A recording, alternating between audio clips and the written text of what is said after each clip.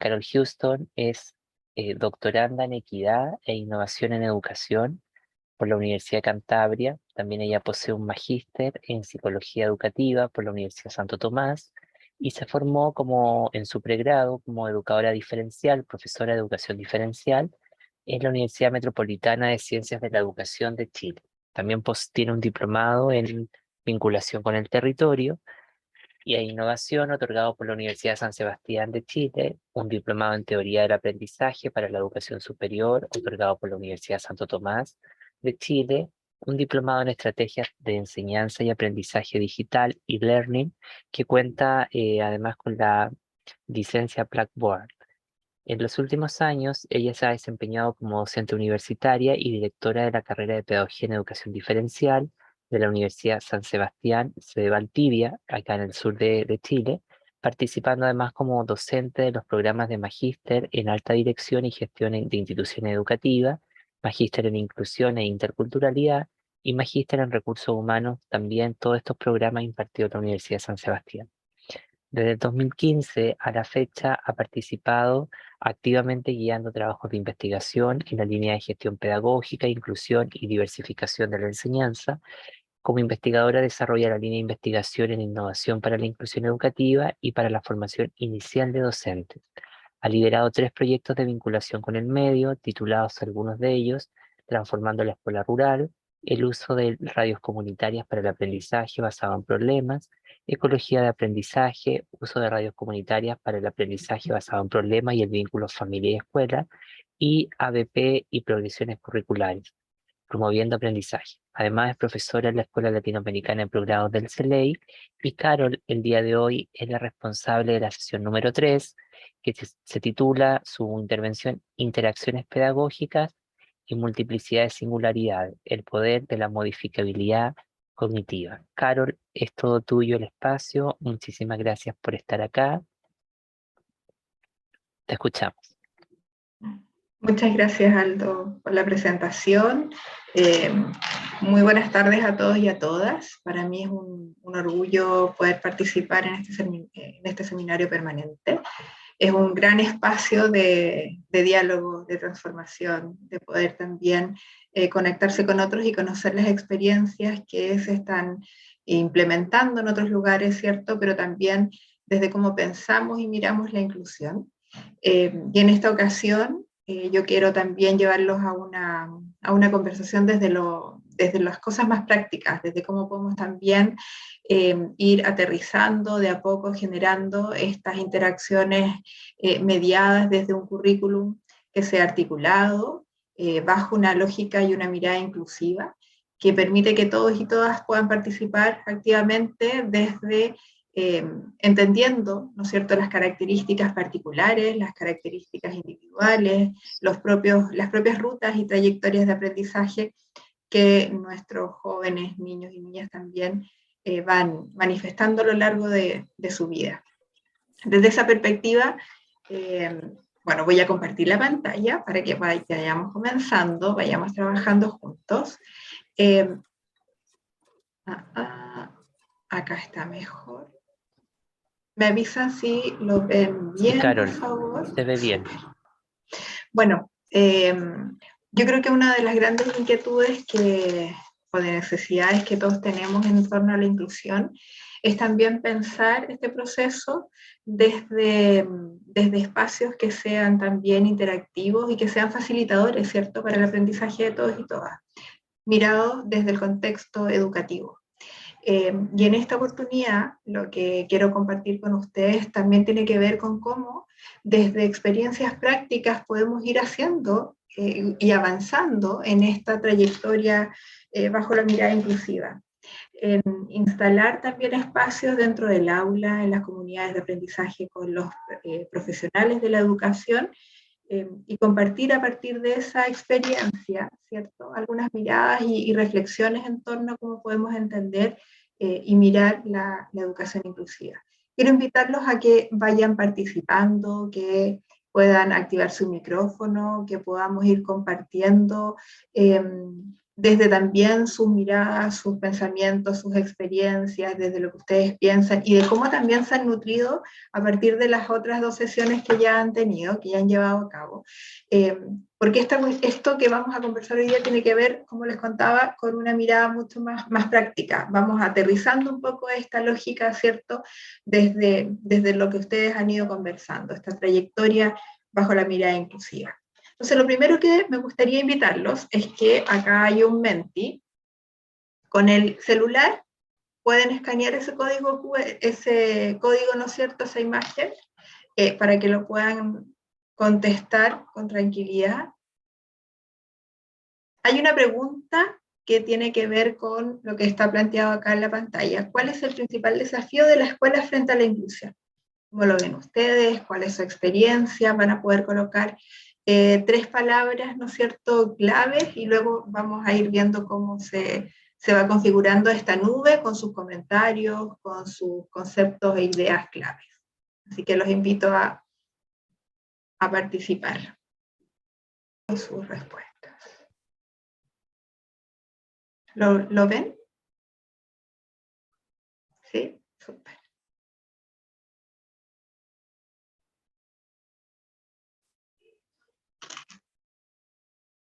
¿Cuál es el principal desafío de la escuela frente a la inclusión? Aplicabilidad. Sí, qué interesante ese concepto. Transformar la empatía en equidad.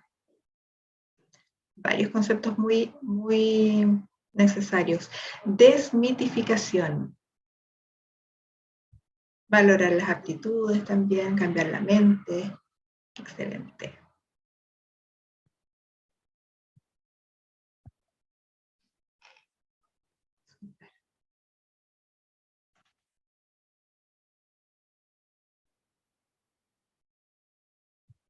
Genial. Eso, ahí se está también uniendo. Hay 8 participantes respondiendo el Mentimeter.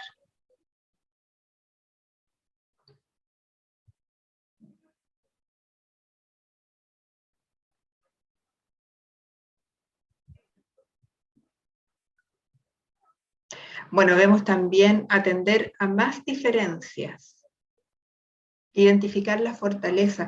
Me gustaría si alguno de ustedes pudiera contarnos sobre los conceptos que están puestos acá, qué es lo que escribieron, por qué lo pensaron de esa manera, por qué lo asocian como un desafío.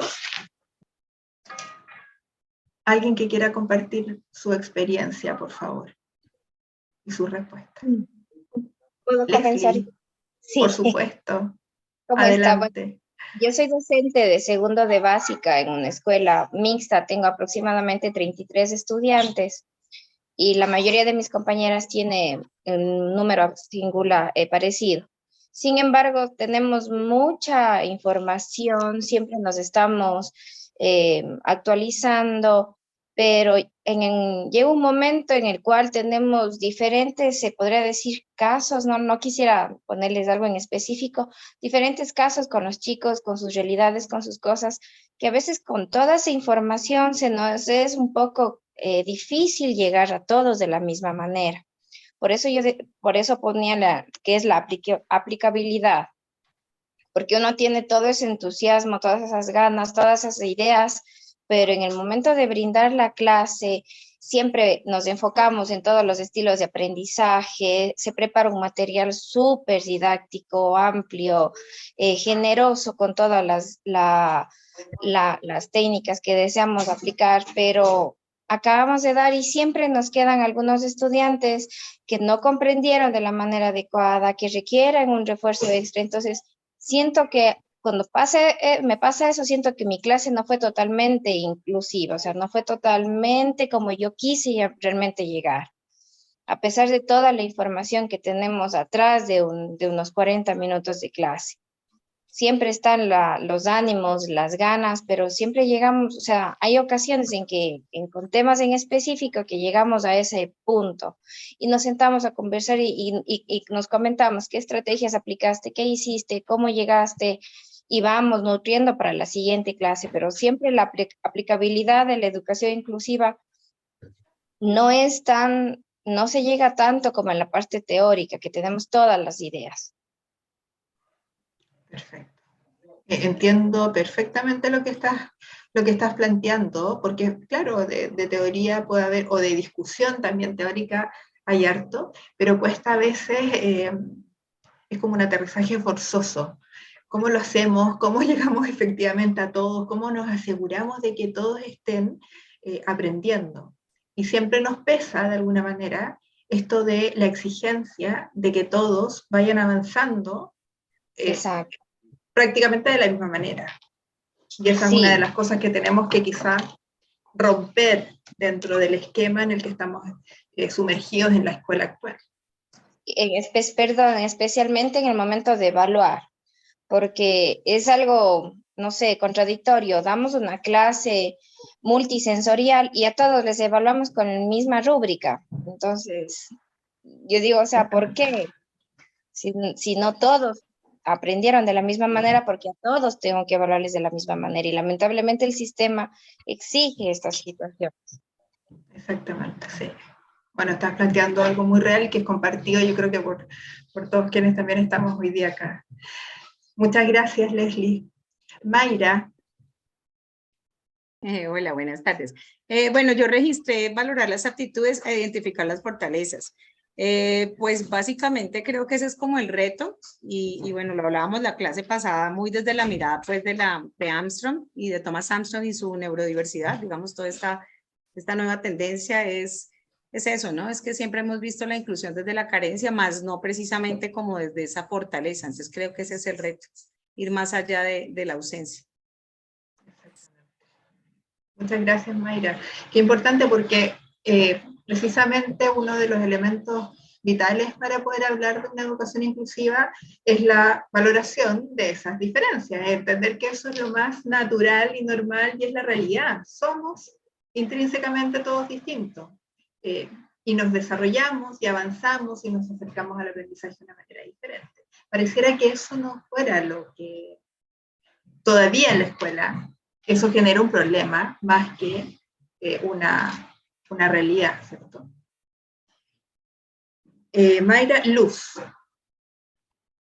Bueno, en mi caso, yo creo que es importante, el gran desafío que tiene la escuela es precisamente avanzar hacia ese proyecto político de resistencia donde tenemos que seguir interpelando esos espacios, esos discursos, esas prácticas que se han legitimado en una escuela tradicional, homogenizante, que no permite que se transforme y que pese a tantas reflexiones que se han dado, tantos discursos que expresan que necesitamos una escuela distinta, una escuela coherente con nuestros tiempos actuales, aún sigue tan rígida en nuestras estructuras. Entonces creo que precisamente es de lo que hemos estado hablando y es cómo seguimos interpelando lo que ya está dado y lo que se ha naturalizado dentro de la escuela para seguir haciendo resistencias y luchas para irla transformando a poco desde nuestros espacios escolares. Muchas gracias, Luz. Hay un aspecto desde la política pública que está muy alejada de la realidad de las escuelas. Muchísimo. Ahí tenemos todavía mucho que hacer y mucho que cambiar, efectivamente. José Miguel.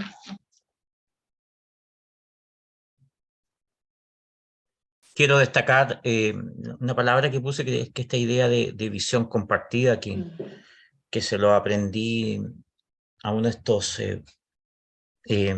divulgadores de inclusión a nivel internacional, no me acuerdo si fue Melensko, en algunas charlas cuando vino a Chile hace algunos años. La relevancia que le daba él a esto de tener una visión compartida, que es tan complejo en las organizaciones escolares, porque no lo tengo, porque no es una herramienta de gestión esto de trabajar la visión.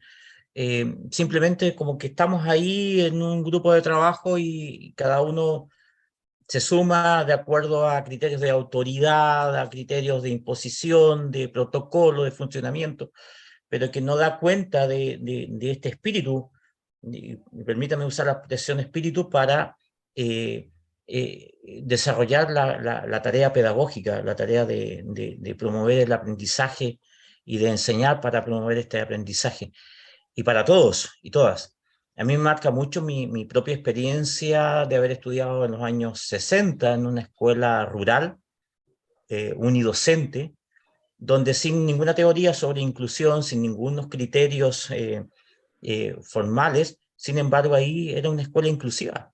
Era una escuela absolutamente inclusiva donde todos colaborábamos con todos, donde los más grandes nos enseñaban a los más chicos a leer, a sumar, a restar, y un profesor que movía, también con sus defectos, sin duda que lo había. Por ejemplo, la autoridad violenta de un profesor que también usaba el castigo físico para corregir, ¿no? Que era uno de los temas vigentes en esos años.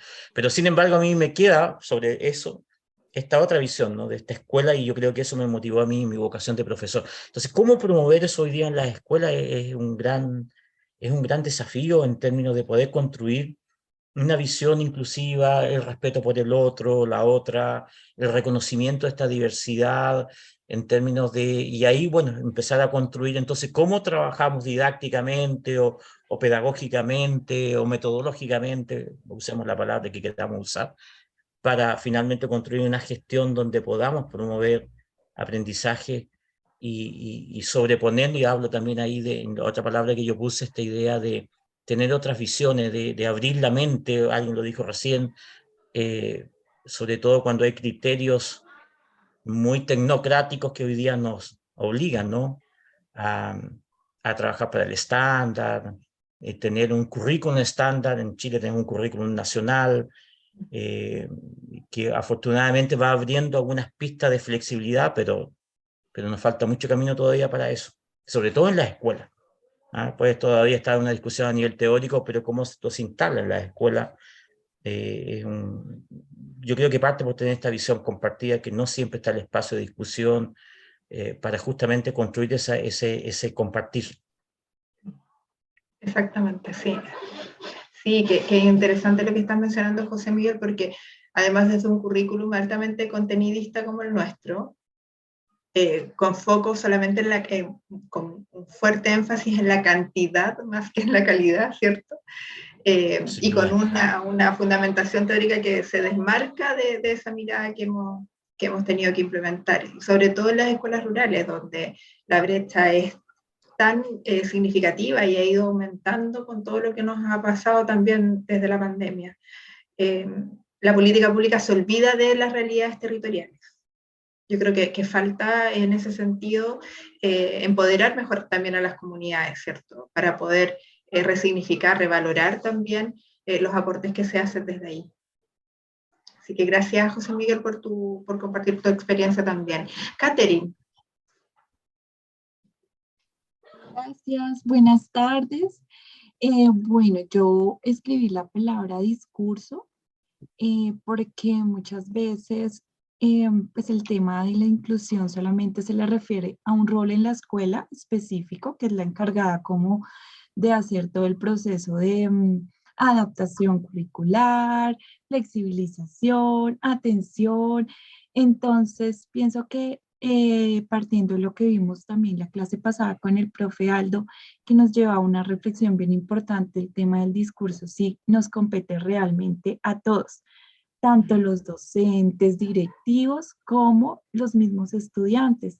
Y me uno a algo que decía José Miguel, y es la importancia de, más allá que nosotros desde la educación estamos fomentando en los niños y las niñas desde primera infancia, porque la escuela es como el primer círculo social donde ellos se encuentran, donde se empiezan a reconocer, donde empiezan, sí, como a establecer todas esas interacciones y relaciones con el otro. Entonces, ¿cómo empiezan a ver a ese otro?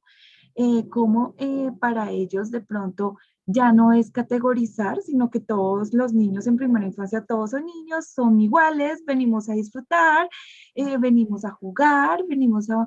Entonces, ¿cómo desde la escuela nosotros podemos fomentar desde esos espacios, esas condiciones, desde un desarrollo de aprendizaje equitativo de todos para todos? Qué importante lo que estás mencionando. Tenemos que trabajo al respecto y desde, creo yo, tú estás apuntando a algo que a mí me mueve, me moviliza muchísimo, que tiene que ver también con la formación del profesor, porque finalmente somos nosotros quienes debemos generar esa apertura y seguir viendo a los niños, como son, ¿cierto? Respetar también ese desarrollo natural que se va dando. Gracias, Catherine. Antes de Silvana, Mireia creo que también había levantado la mano.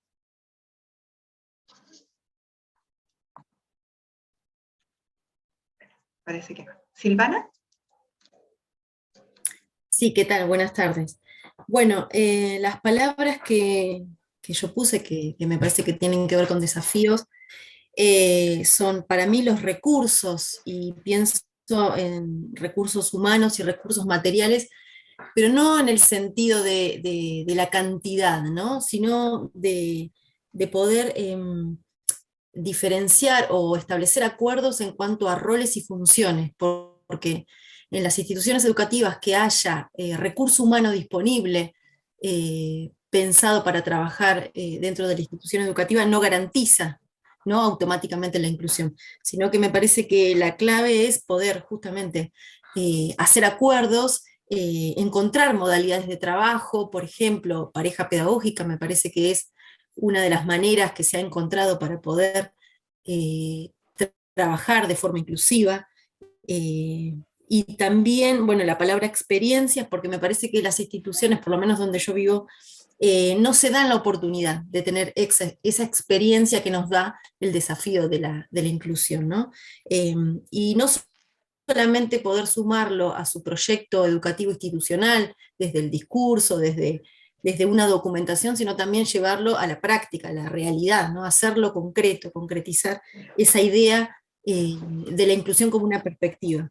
Y además esto que me parece que es clave, y que lo dijiste recién, es esto de la formación docente. Me parece que es clave la formación docente, me parece que todos los caminos conducen a la formación docente, el poder bucear en toda la teoría que existe, pero también acercarse a las prácticas que ya se están dando, ¿no? En las escuelas, que a veces no son, por lo menos en mi experiencia, grandes ¿no? Modificaciones, sino pequeños detalles o gestos que hacen ya a una escuela inclusiva. Gracias, Silvana, exactamente. Yo creo que una de las, quizás de las cosas que tenemos que replantearnos es que a veces se ha instalado la idea de que hablar de inclusión o hacer un espacio inclusivo en la escuela implica generar, como dices tú, grandes transformaciones, y no es así. Hay cosas pequeñas desde el discurso, desde la actitud, incluso desde la cultura, que se instala en un establecimiento, ¿cierto?, que ayuda a generar estos espacios inclusivos con fuerza, desde pequeñas acciones también. Así que muchísimas gracias, Silvana. Cristina. Muy buenas tardes, ¿me escuchan? Muy bien. Muy buenas tardes, desde Colombia, el departamento del Chocó. Hago parte de este seminario tan espectacular que me ha gustado mucho y que aquí estoy. Quería tomarte, nosotros en el Chocó, imagínate, somos una parte, un territorio de Colombia en la cual la inclusión ha sido un proceso muy largo que ha empezado y que posteriormente llevarlo a los diferentes territorios ha habido mucha dificultad. Porque, como ustedes han sabido, en las ciudades, las capitales, las cosas son diferentes a como son las cosas en los territorios más humildes, que hay que llevar la capacitación a la mayoría de los docentes. Fue una que yo coloqué ahí, que la falta de capacitación a los docentes. Creo que lo más importante para nosotros obtener un proceso de inclusión excelente, que podamos tener cosas espectaculares en las instituciones educativas, tenemos que empezar primero por capacitar y preparar al docente, porque es muy difícil dejar al docente solo frente a todos estos procesos, y en especial cuando estamos trabajando en la diversidad, donde ellos van a encontrar con infinidades de personas con problemas o con barreras, porque ese es el término que usamos, las barreras, y esas barreras van a ser difíciles de sortear para ellos. Entonces, ¿qué pedimos nosotros a esto? Que los entes Cuando las instituciones educativas están comprometidas, yo siento que las instituciones educativas se comprometen cuando van a trabajar su proceso de inclusión. A veces los que no se comprometen en estos procesos para manejar los procesos de inclusión son los entes territoriales, las secretarías de educación, los ministerios de educación, siempre dejan a esos personal solo. La gente tiene que jugarse y trabajar con las manos. Nosotros en el Chocó, Colombia, yo llevo ya casi 20 y pico de años trabajando en estos procesos desde educación especial, el salto que dimos a integración y luego el salto que dimos a educación inclusiva. Y seguimos dando salto, pero vamos dando salto como sin tener en cuenta a esos profesionales de la educación que tienen que prepararse para enfrentar con todas esas dificultades en las aulas y ahora aún más con este proceso que se nos vino de los 2 años de pandemia. Estamos encontrando muchos niños con dificultades, especialmente los problemas cognitivos y los problemas de aprendizaje. Entonces, ¿qué va a pasar? No se prepara el docente, llega el docente cansado, con dificultades, llega el alumno también con dificultades por todo lo que se vivió durante esos 2 años y no tiene esas personas que hagan un seguimiento. Nosotros, por ejemplo, acá en el Chocó, en Colombia, trabajamos con lo que tiene que ver los profesionales de apoyo, los docentes de apoyo, quienes son las personas que van a hacer los apoyos y los seguimientos directamente en las instituciones educativas. Pero ¿qué pasa? Los nombramientos son pocos y pocas personas son las que logran, instituciones educativas logran tener esos apoyos que les va a servir para llevar y guiar a esos docentes y poder salir adelante frente a esos procesos de inclusión que estamos manejando. A veces se tiran así, es incómodo que se tiren así, que digamos vamos a mirar el proceso de inclusión y vamos a dejar que la gente trabaje como quiera, pero no, nosotros tenemos que tener en cuenta y enfocarnos en unos decretos ley que salen para poder apoyar a estas poblaciones y que deben de ser cumplimientos, especialmente los derechos, porque queremos prevalecer que todos tienen derecho a la educación y como todos tienen derecho a la educación, nosotros, los entes territoriales, tanto nacionales e internacionales, tienen que buscar la forma y la manera de que esas personas se preparen para que nosotros podamos llegar y poder ir más allá de la inclusión. Porque yo siempre he dicho, la inclusión nosotros tenemos que pensar no solamente en la parte pedagógica, tenemos que mirar también en la inclusión todos esos procesos socioemocionales que alteran a esos estudiantes en las instituciones educativas. ¿Para qué? Para que esos procesos y ese proceso, todo lo que tiene que ver con la parte cognitiva, tenga excelentes resultados y podamos promover, porque lo que quiere la inclusión también es promover a esos estudiantes de un nivel a otro frente y no queden allí reposando como se hacía anteriormente en la educación especial, la integración, que el niño se dejaba ahí, que no pasó, que esto que no logró, que no. Ahora nosotros estamos trabajando para todos y de todos, entonces nos toca estar pendiente de ese proceso. ¿Por qué los entes territoriales? Porque son los que tienen que encargarse de hacer cumplir y de que esas leyes se cumplan, pero dando ellos su grano de arena, lo que les corresponde aportar para que estos procesos se lleven a cabo. Entonces, nosotros acá estamos en ese proceso, lo manejamos, pero nos falta mucho el compromiso de las personas que tienen que ver con todo ese proceso al desarrollarlo en Colombia y en el Chocó. Entonces quería por la oportunidad y me siento súper alegre de verte, no me voy a abrir la cámara, súper alegre de verlas. Bueno, soy una morenita, aquí vamos, ahí me ven una foto, soy una morenita más o menos picante, como dice la gente chocuana. Entonces no tuve la oportunidad de tener, la primera vez entré al taller, pero no tenía sonido. La segunda vez entré y me salían, bueno, las pantallas, no, son solo proceso para la conexión acá total. Ahora me sentí feliz cuando dije yo, Dios mío, metámonos por el Facebook. Nos metimos por el Facebook porque tampoco me estaba cogiendo. Y decía, y ahora que ya las veo, que me toca el computador y las veo y me siento feliz de ser partícipe en todo este proceso, en toda esta ruta que estamos nosotros siguiendo a nivel internacional. Y que no solamente Colombia quede solo, porque lo bueno es intercambiar esos conocimientos y decir, hombre, el Chocó, Colombia, está en un proceso de intercambio de información, de conocimientos que nosotros tenemos que empezar a aplicar. ¿Con qué fin? Con que no podemos dejar que la inclusión simplemente sea más allá de la parte cognitiva. La inclusión tiene que ser más allá, tenemos que irnos más allá de los procesos inclusivos. ¿Para qué? Para lograr lo que nosotros queremos con todas estas poblaciones. No solamente con toda la diversidad, toda la parte neurodiversa, con todo eso, decir, estos son los que nosotros, Colombia, el mundo, está trabajando en inclusión y lo está haciendo excelente. Entonces, eso es lo que nosotros realmente queremos. Y hacia allá vamos, y por eso yo estoy aquí en esta ruta, seguiré en cuantas aparezcan, ahí estaré yo, mientras cuando la parte conectiva nos permita desde el Chocó, porque esto es lejísimo. ¿Listo? Bueno, y quiero darte las gracias por haberme permitido esta oportunidad. Gracias, Bueno. Cristina, por tu entusiasmo, por tus ganas, porque eso se necesita, porque esta es una tarea difícil, es una tarea compleja que nos involucra a todos y que requiere muchas fuerzas de todas las comunidades, de todas las personas. Y lo que tú describes que pasa en tu localidad también es una realidad que, por ejemplo, nosotros compartimos en mi país, en Chile, donde está todo muy normado, donde hay muchas, ¿no es cierto?, reglas y normativas y leyes, decretos, pero que todavía falta para velar por ese cumplimiento. Claudia, levantaste tu manito, cuéntame. ¿Me escuchan bien, profe? Sí. Bueno, ¿y me ven? ¿Logran ver allí o no? También, sí, te vemos. Ah, ok, perfecto. Buenas tardes, qué pena, profe. Mi nombre es Patricia Jiménez, lo que pasa es que ingresé un poquito tarde, pero quería participar ahí un poco en relación a la pregunta de ese principal desafío de la escuela frente a la inclusión. Pues creo, profe, que el principal desafío es el de desaprender. Ese desaprender todas esas comprensiones y esas representaciones que precisamente por esas creencias, ¿cierto? Unas representaciones que se han dado implícitas y explícitas, como dice Pozo un poco, y que nos han permitido a nosotros comprender unas prácticas que no hemos podido trascender, ¿cierto?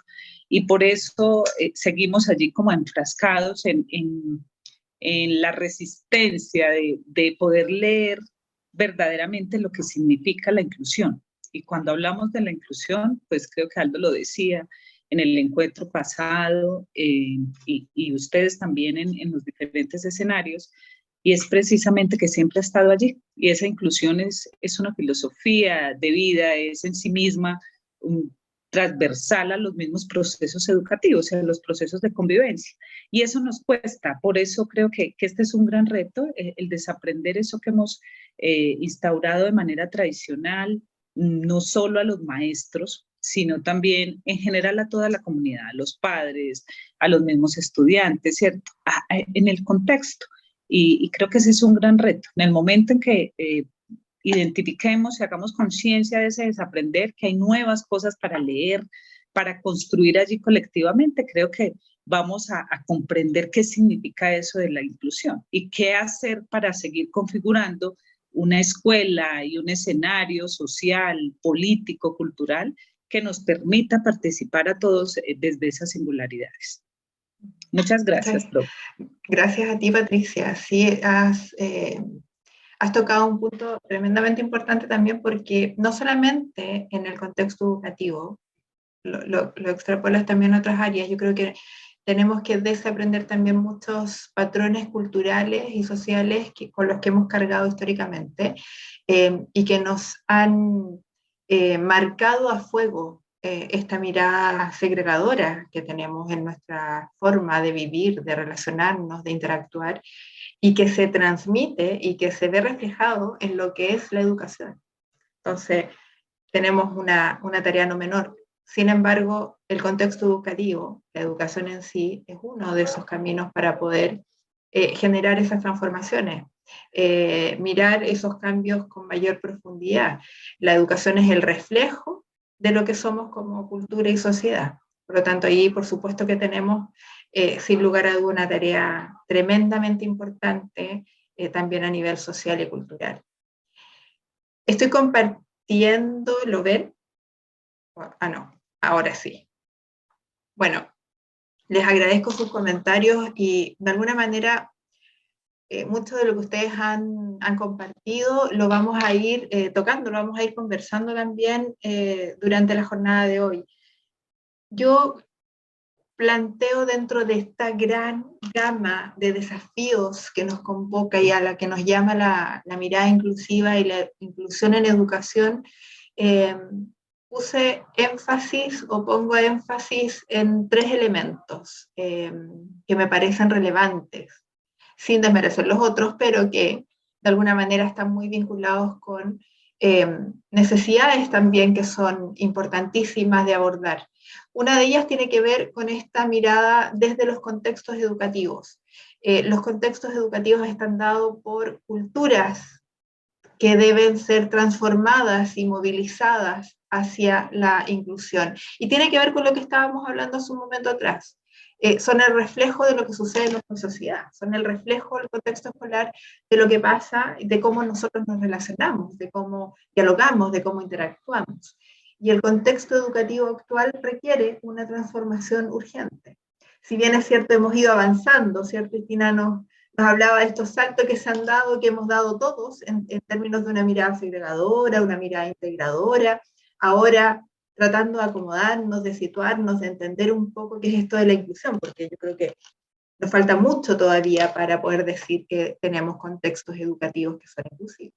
Tenemos mucho que avanzar, desde, como mencionaban ustedes, desde la mirada del cómo enseñamos, del cómo evaluamos, de qué decisiones pedagógicas tomamos para poder responder a la diversidad de estudiantes que tenemos en el aula. Y entendiendo esa diversidad de estudiantes que tenemos en el aula, más allá de lo que estamos acostumbrados a mirar, que es el diagnóstico, que es la necesidad educativa especial, ¿cierto? Y entender que, y aquí voy a dar vuelta un poco lo que dijiste, Cristina, entendiendo que la barrera no está en el sujeto, sino que está en el contexto. Y muchas veces somos nosotros, los profesores, quienes generamos más barreras en el contexto, más de las que ya existen. Entonces, ¿cómo transformamos este contexto en una lógica de ir eliminando paulatinamente y con un sentido también de realidad, de significancia, de pertenencia, de respeto hacia la diversidad de estudiantes y de niños y niñas y adolescentes con los que trabajamos? ¿Cómo vamos eliminando paulatinamente las barreras del entorno? Y nosotros tenemos herramientas para poder ir generando esas transformaciones. Efectivamente, es importante mirar la formación inicial del docente, por eso también el desafío desde el profesorado, desde el profesor que se está formando, pero también desde este profesor que tiene que constantemente ir incorporando estrategias nuevas y que constantemente el escenario educativo para él va cambiando, ¿cierto? El desarrollo profesional docente es innegable que está siempre en tela de juicio porque necesitamos capacitaciones, necesitamos, sobre todo, creo yo, conversar y también aprender desde nuestras experiencias. Miguel Ángel, perdón, no es Miguel Ángel, pero Miguel, ¿cierto? No alcanzo a ver tu nombre acá porque no los veo a todos. José Miguel. José Miguel, disculpa José Miguel. cambiarte el nombre. No, está bien. Bueno, José Miguel. Pasa siempre. No, ya no lo voy a olvidar, José Miguel. José Miguel mencionaba lo importante que es también esta mirada desde las comunidades. La comunidad de profesores tiene una tarea importante que hacer, y sobre todo desde cómo generamos esta bajada, ¿no es cierto?, desde la forma en que vamos a enseñar, la metodología, la didáctica, ya sea, no importa cómo lo vamos a nominar, ¿cierto?, sino que cómo vamos a generar estos cambios dentro del esquema que tenemos en la sala de clase. Y ahí tenemos una tarea importantísima que todavía está pendiente y en la que tenemos que ir trabajando, a pesar de que vemos con mucha alegría cómo van ocurriendo pequeñas transformaciones que son significativas en los contextos educativos. Y por último, tenemos un desafío importante desde la conformación de comunidades educativas que construyen, que reflexionan en conjunto, que dialogan, que miran su proceso de enseñanza, de cómo forman y entregan y trabajan con los niños, niñas y jóvenes, desde el desafío constante que significa, ¿no es cierto?, cambiar, adaptarse, pero también entender al otro, al sujeto desde su mirada más completa e integral. Cuando empezamos, por ejemplo, en nuestro país, en Chile, cuando empezamos a hablar de inclusión, nos focalizamos en las necesidades educativas especiales. Nunca hemos puesto énfasis, por ejemplo, en los niños con talentos. Ese es un grupo de niños, niñas y jóvenes que han estado históricamente fuera del sistema, que no hemos atendido como corresponde, que no hemos generado una respuesta educativa, ¿no es cierto?, adecuada a esa realidad. Entonces, como comunidad, tenemos también la necesidad de reconstruir, de reconfigurar muchas de las acciones que hacemos. Y parte de esa necesidad se responde también de la manera en que vamos construyendo y avanzando, ¿no es cierto?, en términos de comunidad de aprendizaje sobre todo, dialogando y reflexionando principalmente. La reflexión es muy poderosa para los cambios que tenemos que instalar en las escuelas. Ahora, ¿qué es lo que hemos visto? Y yo también quiero contarles un poco la experiencia que yo he ido desarrollando. Yo trabajo actualmente en el contexto universitario, soy directora de carrera y tengo una responsabilidad enorme y siento que es una gran responsabilidad desde la mirada de la formación inicial de profesores. ¿Y qué es lo que hemos visto constantemente, sobre todo hoy día que está tan en evidencia? La brecha educativa, les contaba, ¿cierto?, ha ido aumentando, sobre todo en el contexto rural. Y esa es una realidad. Con el tema de la pandemia y en los sectores más pobres de Latinoamérica pasó exactamente lo mismo. Esta necesidad de las clases virtuales no se dio, no era parte de la realidad. Entonces, ahí se genera también una brecha significativa de acceso a la información, de mantener el contacto con el profesor, de mantener, ¿no es cierto?, o de dar continuidad a los procesos educativos y los procesos también de contención emocional que nuestros niños necesitaron durante ese periodo. ¿Para qué hablar, cierto?, de las grandes dificultades sociales que tuvieron que enfrentar los niños pequeños y los adolescentes producto del aumento de la violencia, del maltrato, etc. Entonces tenemos una situación a nivel latinoamericano también muy difícil y que tenemos que mirar cautelosamente y de la que tenemos todos los actores en educación que hacernos cargo. Entonces, desde esa mirada, ¿cómo podemos ir transformando, ¿no es cierto?, mirando, entendiendo o resignificando estos contextos educativos para que efectivamente tengan cabida todos nuestros estudiantes? Porque además de la brecha y de la brecha social, económica, cultural, hay cuestiones que hoy día tienen y cobran mucha fuerza desde la diversidad de género también. ¿Cómo enfrentamos esa situación en la sala de clase? Desde la mirada intercultural en la educación. Entonces, esos son componentes que hoy día están apareciendo con cada vez más fuerza en los contextos educativos, que toman fuerza porque son una necesidad y una realidad en nuestras salas de clase. Y para mirar esta lógica de necesaria transformación, tenemos que ir tomando decisiones también pedagógicas con nuestros equipos y con quienes trabajamos. Y mirar y plantearnos y preguntarnos, bueno, ¿cuáles son las alternativas que tenemos? ¿Cierto? Alternativas tenemos muchas posiblemente. Tenemos que buscar alternativas que se condigan con nuestra realidad educativa, con nuestra realidad territorial, con las necesidades que efectivamente tenemos. Y aquí es donde a veces la política pública no se ajusta a las necesidades del territorio, no se ajusta a las necesidades que tiene un contexto educativo. La realidad que tiene una escuela en Colombia, una escuela rural de Chile, una escuela rural de Argentina, es muy diferente, ¿cierto?, a las escuelas urbanas de sus propios países.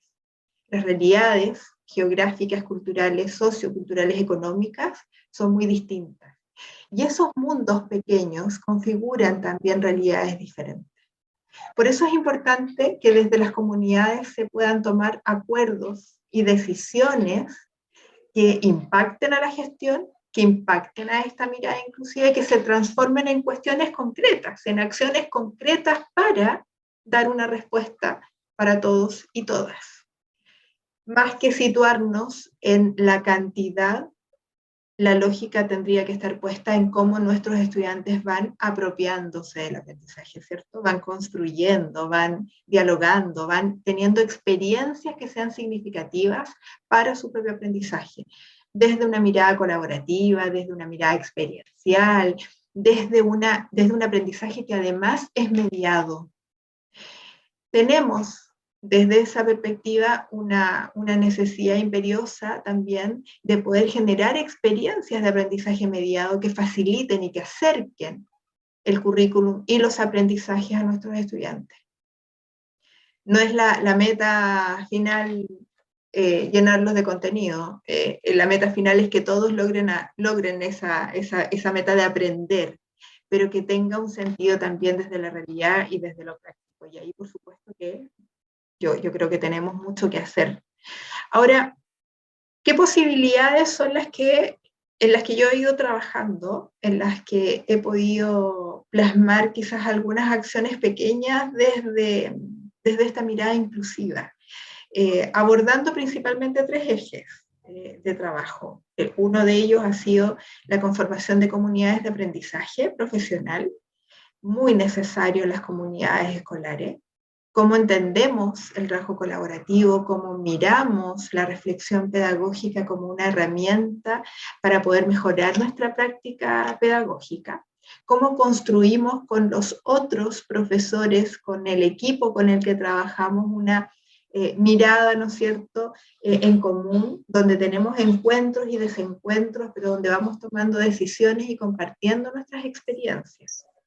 Por otro lado, ¿de qué manera podemos mirar un currículum que sea flexible, que esté articulado y que facilite las interacciones, ¿no es cierto?, con nuestros estudiantes y entre nuestros estudiantes, interacciones de calidad, positivas, interacciones mediadas, posibilidad de discutir, de generar a través del aprendizaje dialógico y experiencial nuevas formas de construir el conocimiento, nuevas formas de mirar y de entender, ¿no es cierto?, este aprendizaje que a veces parece tan lejano a la realidad y que es poco significativo para nuestros niños, niñas y jóvenes.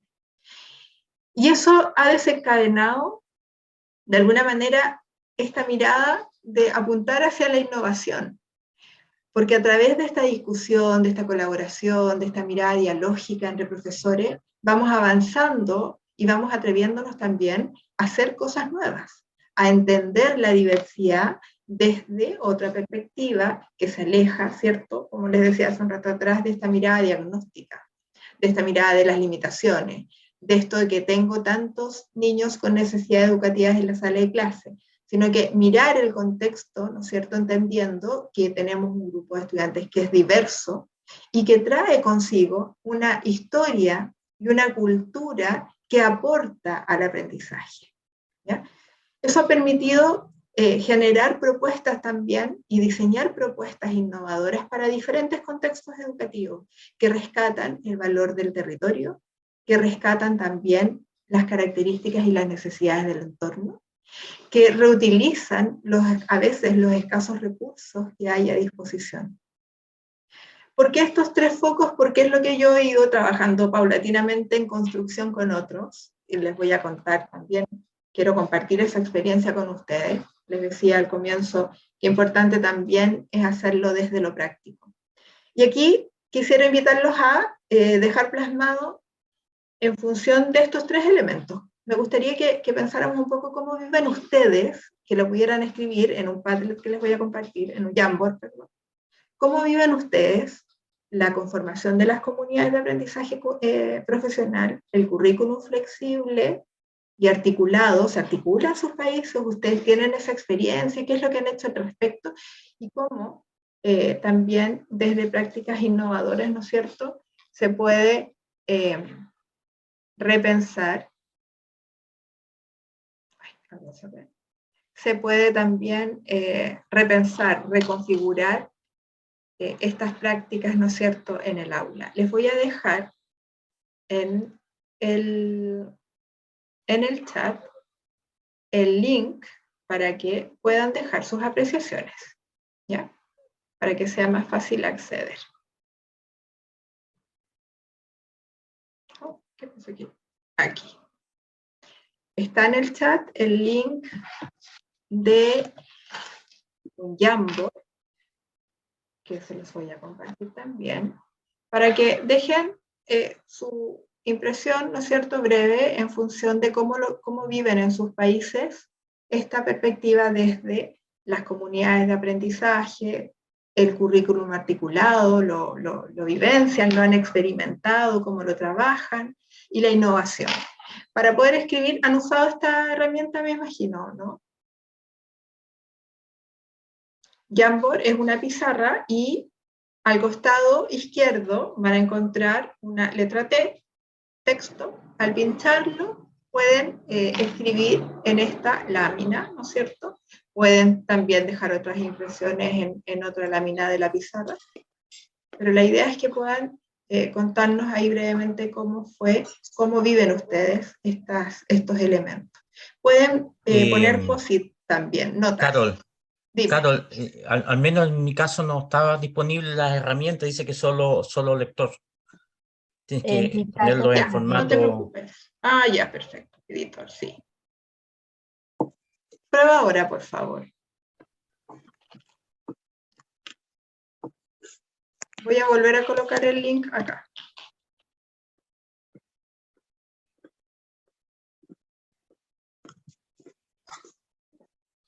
Ahora sí. Súper. Pueden usar post-it también, notas adhesivas si quieren escribir o solamente el texto, como ustedes gusten.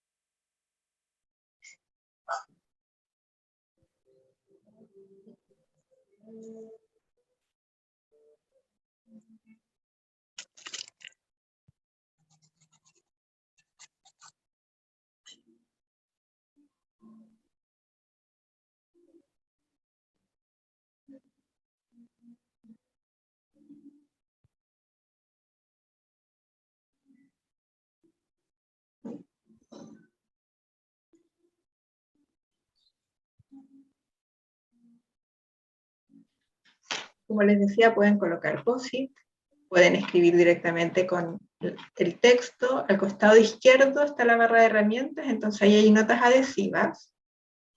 Ustedes escriben y al guardar queda la nota adhesiva. Ahí yo les puse un hola. O pueden hacerlo directamente con el texto.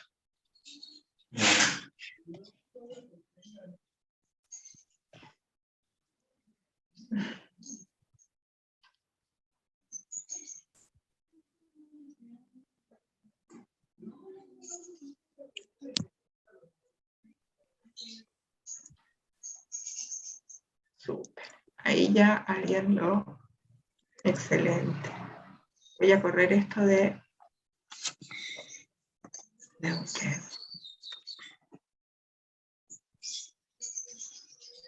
Voy a agrandar acá. Súper.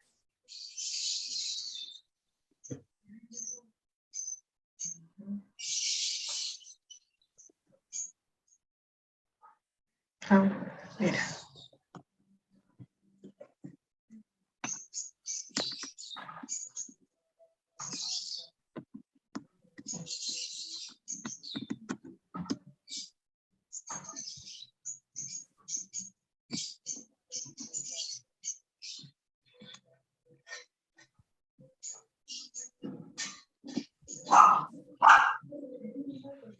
Interesante lo que colocan desde Chile, ¿cierto? Que se ha producido una distorsión de los programas de integración, convirtiéndose en espacios segregados dentro de una misma comunidad educativa, exactamente.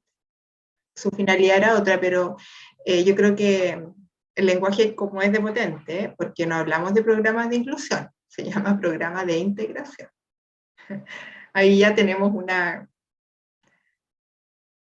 cosa rarísima que tiene que ver mucho con cómo entendemos también estos procesos inclusivos, cómo los mal entendemos a veces. Por eso el foco sigue puesto en el diagnóstico. Y por eso también durante tanto tiempo las educadoras diferenciales pasan un periodo importante solamente evaluando. Creo que en Colombia, aunque hay intentos, dicen acá, de aprendizaje en comunidad, aún sigue persistiendo esfuerzos individuales. Sí, yo creo que la comunidad de aprendizaje en general, las comunidades de trabajo, ¿cierto?, entre profesores, entre profesionales también, cuesta muchísimo implementarlo. En nuestro país trabajamos con especialistas de diferentes áreas, psicólogos, con audiólogos, que están dentro de las escuelas, pero es un trabajo muy aislado y con poco efecto también en lo práctico. Y estos son elementos importantísimos de abordar cuando queremos mirar la inclusión. Porque si queremos generar una práctica inclusiva, ¿no es cierto?, que vaya pensada en todos nuestros estudiantes, por supuesto que tenemos que mirar lo que otros están haciendo, conversar con otros acerca de cómo están configurando esta mirada para dar una respuesta educativa a la diversidad, cómo lo están pensando, cómo lo estoy imaginando, cómo pretendo implementarlo. Es en ese diálogo y en esa construcción, en el fondo, en esa construcción dialógica es donde podemos tener puntos de encuentro y de propuestas que permitan llegar a todos nuestros estudiantes. Tenemos ahí una tarea importantísima, un pendiente, ¿cierto?, sobre qué hacemos para trabajar colaborativamente, qué entendemos por trabajo colaborativo también, y de qué manera podemos apuntar a la diversidad desde el entendimiento, la comprensión de que estamos hablando de un mundo, ¿no es cierto?, muy amplio. Acá comparten también en San Martín de los Andes, Neuquén, Argentina. Se están armando comunidades entre los distintos ISFD, si me ayudas, institutos. Sí, los institutos superiores de formación docente. Perfecto, muchas gracias. Qué bueno, qué bien que estén trabajando también desde esa perspectiva. Cátedras de educación inclusiva, con intercambio de material y experiencias. En cuanto al currículum, se implementará un nuevo diseño a nivel medio, que tiene la perspectiva de derechos humanos, género, inclusión, educación ambiental e interculturalidad, que harían pendientes las cuestiones de innovación. Excelente. Muchísimas gracias. Qué importante es cuando se construye en comunidad y se incorporan todos los elementos que son parte de nuestras tradiciones, culturas y sociedad, como parte de esta lógica inclusiva. También dicen, mi visión de Colombia es que ha implantado alguna legislación y también políticas para una educación inclusiva, sin embargo, en general creo que existe una materialización baja. En Colombia los currículos continúan siendo homogeneizantes y se hacen ajustes. Bueno, acá también pasamos constantemente por actualizaciones y ajustes curriculares. Ahora estamos trabajando hace un tiempo con la priorización curricular, como decía José Miguel, pero yo creo que se están dando algunas luces de que hacia allá vamos, de que en el fondo la mirada tiene que entenderse como, y hay también conversaciones en torno a entender el currículum, no de manera aislada, sino de manera mucho más integral y articulada. Perfecto. Y acá también mencionan que desde la legislación debería darse la articulación entre estos tres componentes, pero en realidad se han conformado comunidades, ¿no es cierto?, aprendizaje más desde las universidades. Sí. Bueno, acá yo destaco principalmente estos tres elementos porque tiene mucho que ver también con cómo los podemos implementar y llevar a la práctica, que es lo que quiero compartir también con ustedes. Están ahí. En el Chocó, en Colombia, la comunidad profesional siempre ha sido los docentes de apoyo a quienes han sido los quienes han llevado en el fondo los procesos inclusivos. Y en Bogotá, Colombia, se realiza formación constante a los maestros, pero el trabajo es individual. Bueno, ahí tenemos una tarea pendiente, ¿cierto? Se realizan socialización de experiencias que enriquezcan la labor. Yo creo que ese es un punto de partida de todas maneras, empezar a conversar acerca de lo que hacemos y cómo lo hacemos. Bien, muchísimas gracias. Pueden dejar después más ideas y voy a pedirle a lo que les comparta el resultado final, para que también lo puedan compartir con otros. Estos desafíos, esta necesidad de abrirse a la inclusión y de generar cambios, a mí siempre me ha motivado mucho desde mi rol, y me mueve como profesora. Y a partir de esa mirada, y entendiendo que para mí lo que pasa en la sala de clases, lo que pasa en el aula es clave, y es el motor de cambio y de transformación, yo creo que surge desde el aula. No sé si ocurre tanto desde lo macro hasta lo micro, desde la política hacia al aula. Yo creo que es a la inversa, desde la sala de clase y desde las transformaciones de nosotros como profesores, cómo las vamos intencionando, gestando, articulando, vamos generando, vamos moviendo e impactando también a otros. Y en ese sentido surge desde la experiencia que les quiero también compartir, esta necesidad de mirar cómo conformamos como comunidades, cómo hacemos transformaciones, desde cuestiones que ya están presentes. Y en una primera etapa, en un primer proyecto que implementamos, trabajamos con escuelas rurales. Yo amo la ruralidad, encuentro que es mágica. Qué contexto educativo más diverso y más rico. Y así como las aulas multigrado tienen niños distintos, naturalmente es una aula inclusiva. Como decía José Miguel, con sus falencias, por supuesto, porque también hay mucho que avanzar y aprender e incorporar. Pero desde la ruralidad, las necesidades de apoyo y de trabajo son muy necesarias, pero sobre todo la necesidad de visibilizar también y de ir mejorando, de ir afinando ciertas cuestiones metodológicas que permitan dar una respuesta educativa a todos los estudiantes. Y en ese momento, en un primer momento, generamos lazos de confianza, de trabajo mutuo, compartido, a través de una metodología que surgió como una necesidad de apoyo en el contexto de pandemia, que era el ABP. ¿Qué es el ABP? Pero el aprendizaje basado en problemas, no en proyectos.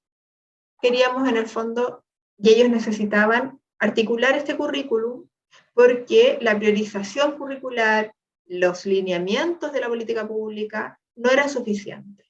Entonces empezamos a trabajar con profesores de escuelas rurales, a prepararlos en torno al aprendizaje basado en problemas. Y en mi caso tuve la fortuna de poder trabajar con un total de 102 profesores de escuela univitri docente, de localidades muy vulnerables de la región de Los Ríos, al sur de Chile, donde yo vivo. Y fuimos trabajando con ellos la necesidad de tomar el currículum y articularlo. Entonces la pregunta era ¿cómo? Y ahí surge la necesidad y la idea de decir, hagámoslo a través de la ABP, hagámoslo a través de proyectos, pero no de la elaboración de productos, sino que resolvamos problemas que tienen que ver con la realidad del territorio, de la escuela, con la realidad que viven los niños, niñas y sus familias, para que tenga un sentido, ¿no es cierto?, esto de incorporar nuevos aprendizajes. Fue una experiencia maravillosa de aprendizaje mutuo, de diálogo, de conversación, de construcción, de mirarnos, de conocernos, de explorar, que eran las múltiples posibilidades que teníamos en estos contextos educativos. Y empezaron los profes a trabajar en comunidades de aprendizaje a través de sus microcentros, estos ABP, estos proyectos, dándole un sentido de comunidad. ¿Ya? ¿Y qué es una comunidad de aprendizaje? Una comunidad para nosotros que está súper definido y normado por el Ministerio de Educación. La entendemos en el fondo como este grupo de profesores que se reúnen, que trabajan colaborativamente, que abordan alguna problemática, que discuten, que reflexionan, que llegan a acuerdos. Y en esta lógica empezamos a construir el ABP, el aprendizaje basado en problemas. ¿Qué necesita la escuela? ¿Qué necesitan nuestros estudiantes? ¿Qué es importante que ellos aprendan? Pero sobre todo, este aprendizaje, ¿para qué les va a servir? En pandemia, en una época, en un momento en que no había, en escuelas rurales, donde había escasa o nula conectividad. Entonces, el desafío era mucho mayor, porque finalmente teníamos que llegar a estudiantes, ¿cierto?, solamente a través de guías y carpetas.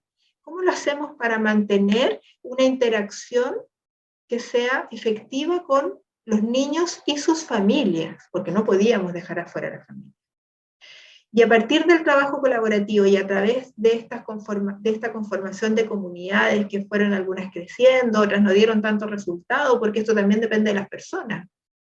Y no es un trabajo sencillo sentarse a conversar con otros y llegar a acuerdos sobre lo que vamos a enseñar y cómo lo vamos a evaluar y enseñar, ¿cierto? No es sencillo hablar sobre lo que estoy haciendo, sobre mis errores y sobre todo generar una reflexión sobre la acción o generar una reflexión sobre lo que debo hacer. Este ciclo reflexivo es complejo y requiere también de mucha apertura desde nuestras habilidades personales, pero muy requerido para poder hablar de inclusión. ¿Qué es lo que busca esta comunidad? Busca que los profesores aprendamos en conjunto, busca que yo aprenda del otro profesor, que aprenda de mi colega, que valore, respete y también me ponga en su sitio, ¿no es cierto?, en su lugar desde una lógica de empatía, pero también desde esta mirada, como lo llamamos en el proceso reflexivo, desde el amigo crítico, ¿ya? Yo escucho, veo lo que haces, pero tengo la posibilidad de también mediar, sugerir, ¿no es cierto?, estratégicamente aquellos cambios que podrían mejorar tu práctica pedagógica. Porque yo veo lo que tú no ves. ¿Ya? La comunidad de aprendizaje busca eso, generar estos espacios dialógicos, reflexivos, analíticos, de construcción para la toma de decisiones. Y que enriquece muchísimo el trabajo colaborativo, porque empieza a generar lazos de confianza, no de desconfianza. No podemos instalar una comunidad de aprendizaje si no es a través de una mirada de respeto, ¿no es cierto?, de intercambio y de valoración hacia el otro. Entonces, este primer piso de confianza, de colaboración, fue clave para poder empezar a mirar cómo vamos a implementar este trabajo colaborativo. ¿A dónde vamos? ¿En qué escuela? ¿Quiénes están dispuestos? ¿Quiénes querían también instalar esta mirada de trabajar colaborativamente bajo el paraguas de una comunidad de aprendizaje? ¿Por qué el trabajo colaborativo? Porque el trabajo colaborativo nos beneficia, es una metodología de enseñanza también. Me beneficia a mí como docente, pero beneficia a mis estudiantes.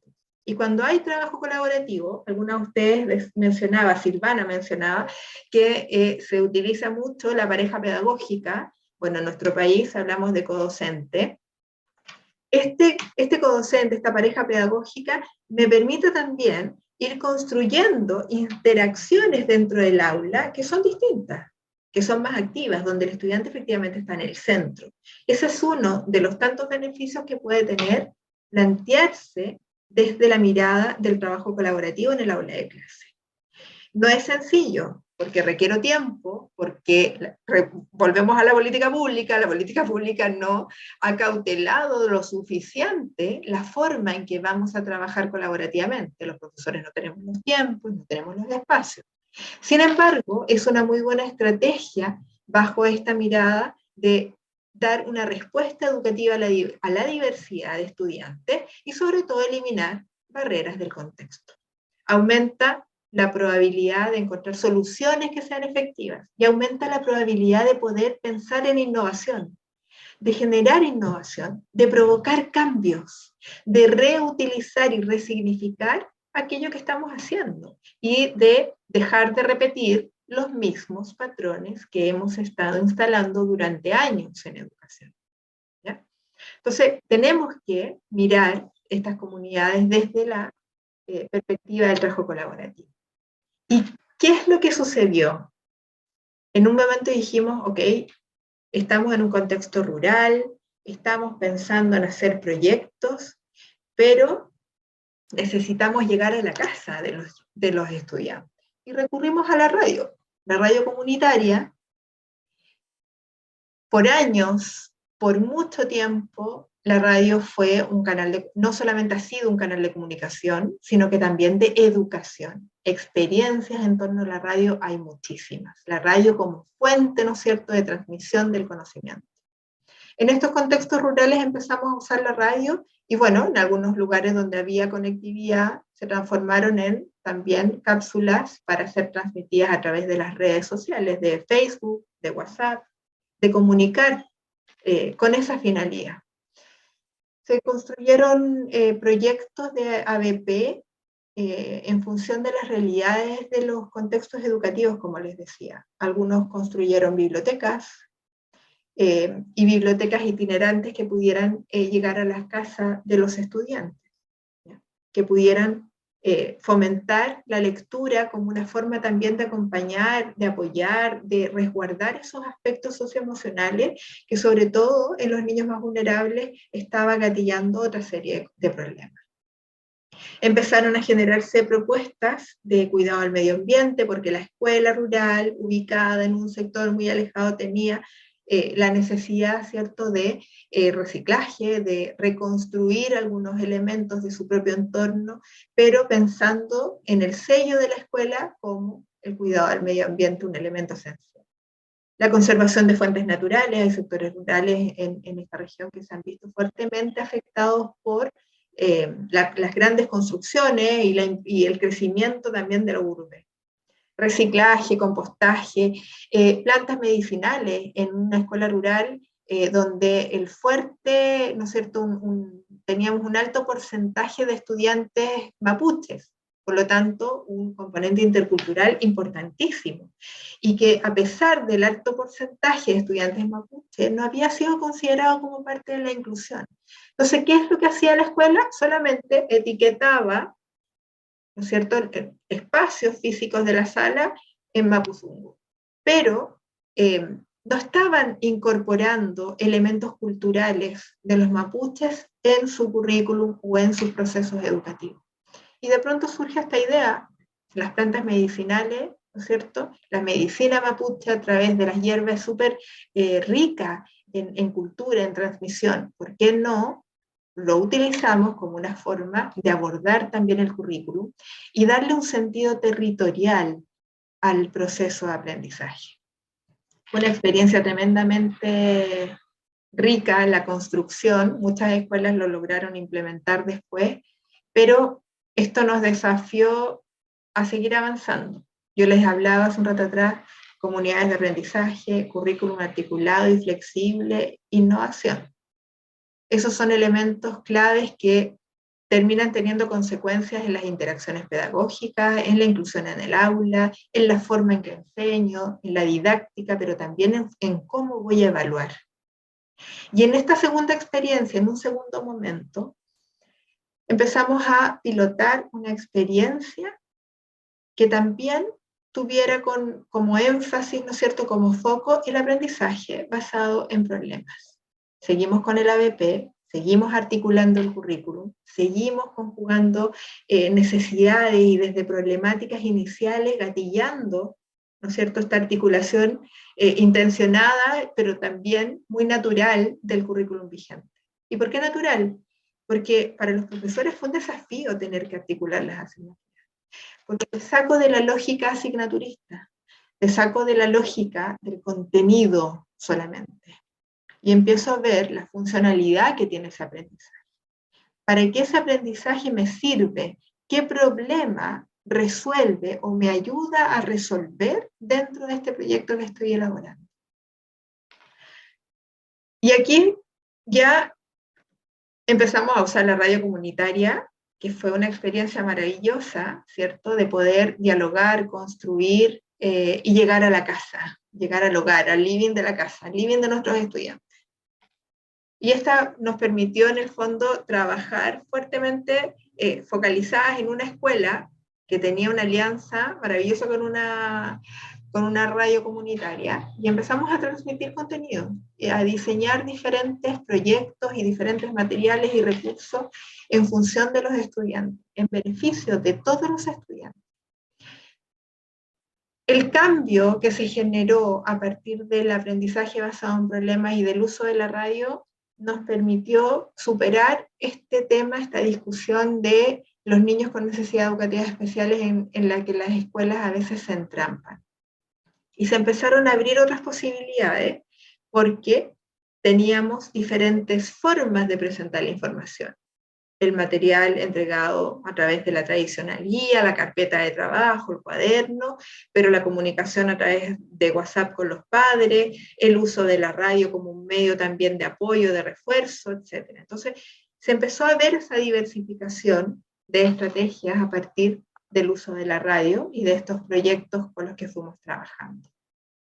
Y aquí empezaron a surgir iniciativas también desde los profesores con los que yo trabajo en la universidad, elaborando y grabando sus propias cápsulas para apoyar a los padres, para trabajar con los niños, ¿no es cierto?, para hacer un diseño y que permitiera transmitir esta información, y nuestros estudiantes durante su proceso de práctica pudieron también elaborar ABP, trabajarlo durante un periodo extenso de tiempo y desarrollar diferentes temas, apuntando a la inclusión, a la cultura inclusiva dentro de la escuela, apuntando a solventar y apoyar técnicas de estudio para todos los estudiantes con diferentes estrategias, diversificando también la forma de evaluación, entregando actividades recreativas a través de actividades de desarrollo motriz, que permitieran en el fondo también mantener la actividad física en el hogar, y sobre todo también apuntando a aspectos emocionales,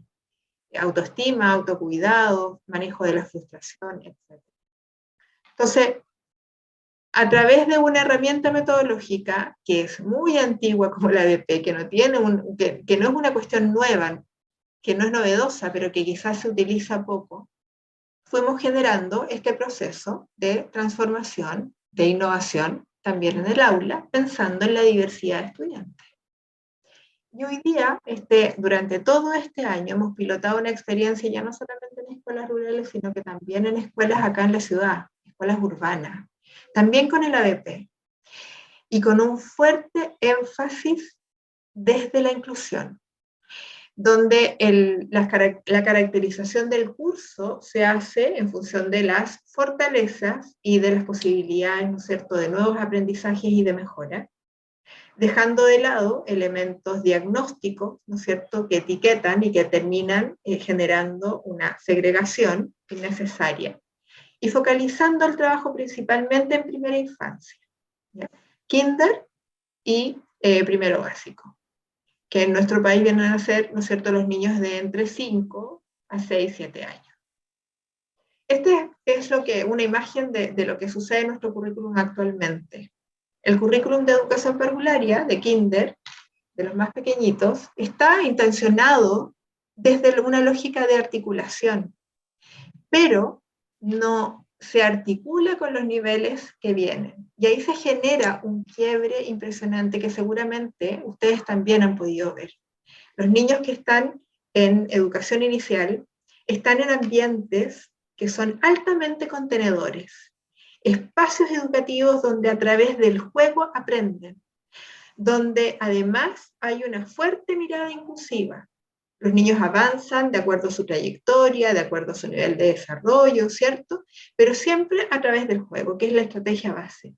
Trabajan con proyectos, tienen actividades lúdicas, el diálogo, la experiencia es parte esencial del proceso de aprendizaje. Y cuando llegan al colegio, al primero básico, al colegio grande, se genera un quiebre brutal. Y pasan de ser niños a ser estudiantes muy grandes, que tienen que sentarse en fila, que tienen que guardar silencio, que no pueden pararse, que no pueden jugar, y que están muy limitados por el contexto. Y nosotros empezamos a generar las barreras en ese contexto. Cambia la interacción y la relación entre el profesor y el estudiante. Ya no es la tía linda que lo abraza, con la que juega, con la que se ríe, es la tía, es la profesora que le exige un rendimiento, un cumplimiento y una cierta conducta. Y si ese niño se escapa a esa conducta preestablecida, entonces es el primer candidato a la evaluación con el programa de integración. Que el especialista nos diga qué es lo que tiene, porque es muy inquieto, habla mucho, se mueve demasiado. Olvidamos que tenemos en el aula a niños y a niñas en pleno desarrollo.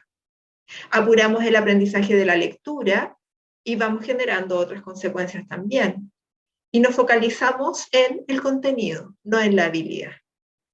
Entonces, bajo esta mirada de una necesaria transición educativa que fuera paulatina, que fuera amigable, empezamos a articular nosotros el currículum, a generar progresiones curriculares. Estamos diseñando estas progresiones curriculares y generando instancias de implementación que usan el aprendizaje basado en problemas. ¿Y por qué el ABP? ¿Por qué seguimos y soy tan insistente con esta metodología? Porque pone efectivamente al centro al estudiante, porque permite cambiar el foco del contenido a un aprendizaje que sea contextualizado, funcional y significativo, porque favorece el aprendizaje colaborativo, porque en un grupo de trabajo, en un equipo que yo forme, todos tenemos diferentes responsabilidades. Y cuando hablamos de diversificar la enseñanza y diversificar los recursos y la evaluación, acá tenemos un espacio maravilloso para poder evaluar de manera distinta a nuestros estudiantes, para poder valorar este proceso que se va transformando, que se va enseñando, ¿no es cierto? Para poder ir incorporando elementos también nuevos, pero también para aportar desde la lógica de la implicación al aprendizaje. Porque, ¿por qué no le podemos pedir al estudiante que sea parte en la toma de decisiones sobre cómo va a aprender? ¿Cuál es la estrategia que a él más le acomoda para apropiarse de un contenido? ¿Por qué no puede ser el estudiante quien también sugiera una forma de evaluar? Lo que hemos ido intencionando es precisamente eso. ¿Qué quieres aprender? ¿Cuál es la problemática que surge? ¿Cuál es la idea, la iniciativa que tú tienes? ¿Cómo quisieras ser evaluado? ¿Qué opinas tú de tu propio proceso? Y en ese sentido, las valoraciones y las incorporaciones desde tu propia experiencia, desde lo que tú eres como sujeto, se han puesto al servicio también del aprendizaje y han sido valoradas positivamente. Ya no desde la lógica de que todos tenemos que alcanzar al mismo tiempo el mismo aprendizaje. Ha sido una experiencia maravillosa porque además ha generado la necesaria articulación y trabajo colaborativo entre docentes que por lo general no trabajan juntos. La educadora de párvulo y el profesor de primero básico o profesora de primero básico, sentados juntos en un espacio para planificar, mirar y decidir sobre cómo van a evaluar. Trabajo colaborativo. Una mirada, ¿no es cierto?, distinta de comunidades de aprendizaje que han podido conversar, enfrentarse, tomar decisiones, llegar a acuerdos y tener, por supuesto, desacuerdos normales y comunes en torno a un proceso educativo. Pero además instalando una forma de evaluar también distinta. Nosotros, no sé cómo será desde sus experiencias, pero también tenemos situaciones, ¿no es cierto?, o tenemos un prejuicio enorme en relación a la autoevaluación, porque nunca le hemos enseñado a nuestros estudiantes a autoevaluar, porque no es algo que generemos de manera consciente. Y los niños pequeñitos de 6 años, de 5 años, han autoevaluado su proceso, siendo muy críticos y reconociendo sus fortalezas, reconociendo lo que todavía les falta por avanzar, instalando o proponiendo metas también en su propio aprendizaje. Esta experiencia ha permitido tomar en una sala de clase, tener estudiantes de kinder y de primero básico que tradicionalmente siempre han estado en momentos separados, aprendiendo juntos y colaborativamente, como la escuela multigrado en una escuela rural, pero en la ciudad. ¿Ya?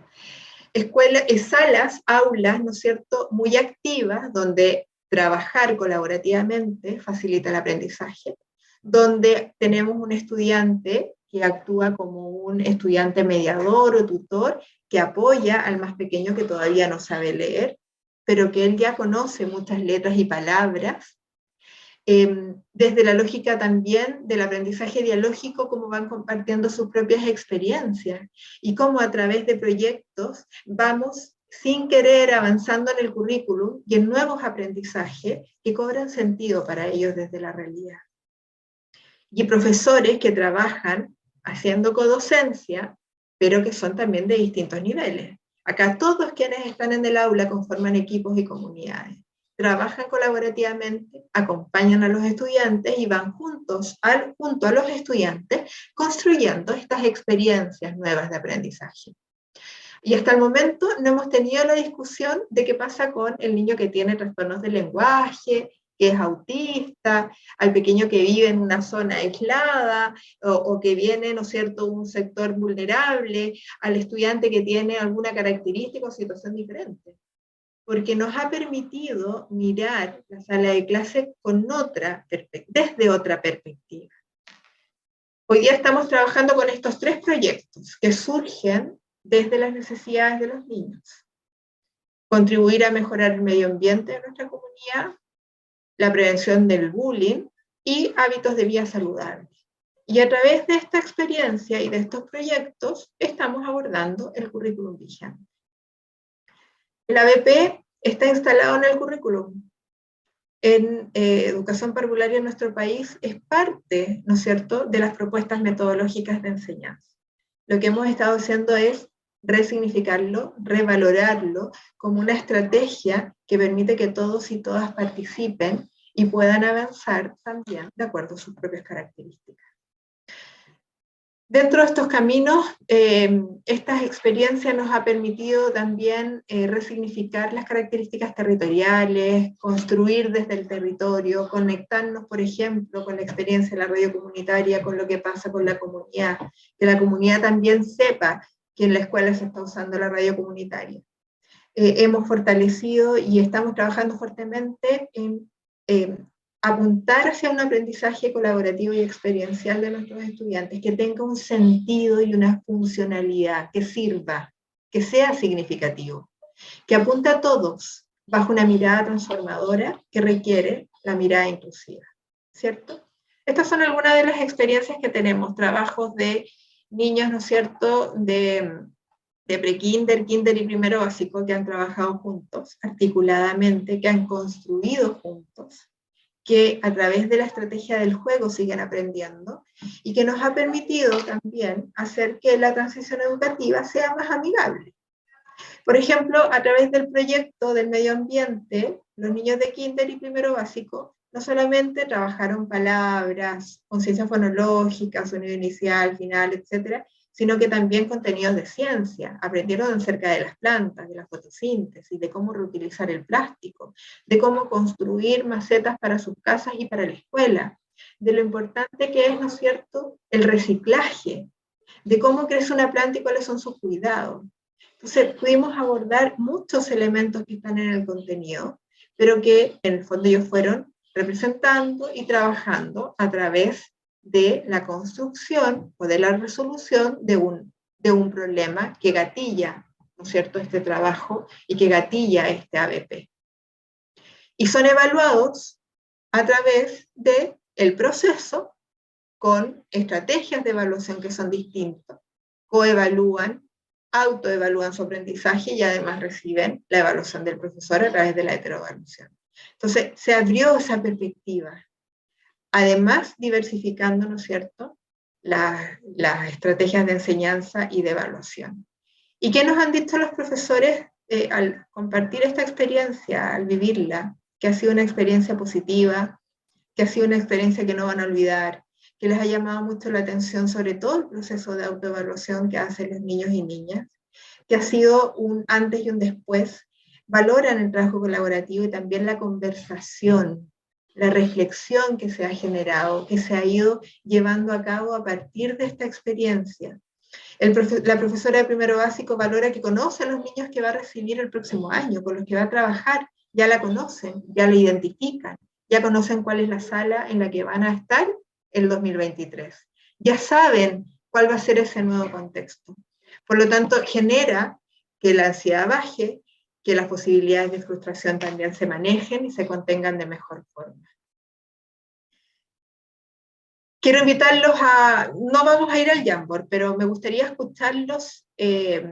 Han conocido experiencias similares, cómo ustedes lo evalúan, cómo lo imaginan.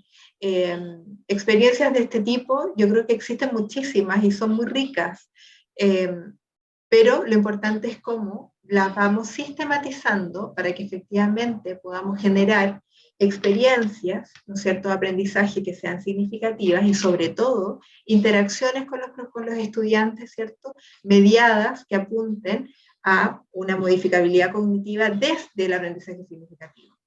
Que en el fondo yo pueda integrar en su totalidad un aprendizaje que me sirve, que comparto con otros, que construyo con otros.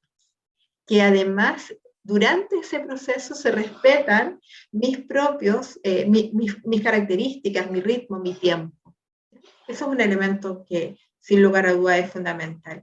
Me gustaría escucharlos un poco en torno a cuál es la experiencia que ustedes tienen al respecto, si lo visualizan así o si han tenido una experiencia diferente. ¿Lo ven posible en sus realidades educativas?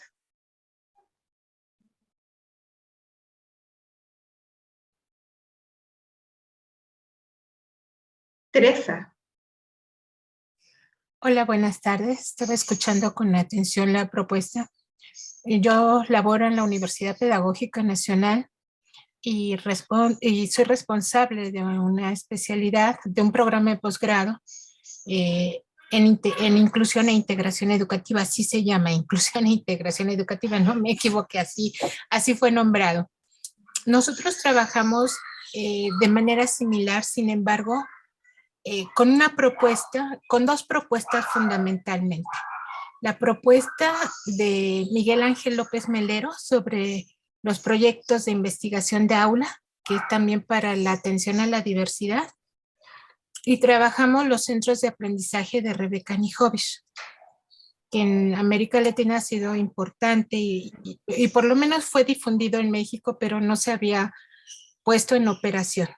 Pero dentro de la maestría trabajamos esto. A diferencia de ustedes, y que a mí me quedó más claro otras situaciones, recientemente nuestro país tiene una reforma curricular y pone a la comunidad al centro. Aquí en el proyecto que ustedes presentan, sin decirlo, lo tienen porque es vincular la comunidad y apoyar escuela-comunidad, ciertos vínculos, pero no solamente en el proceso educativo o formativo de los pequeños, sino va más allá de la incidencia en las condiciones y acciones de la comunidad.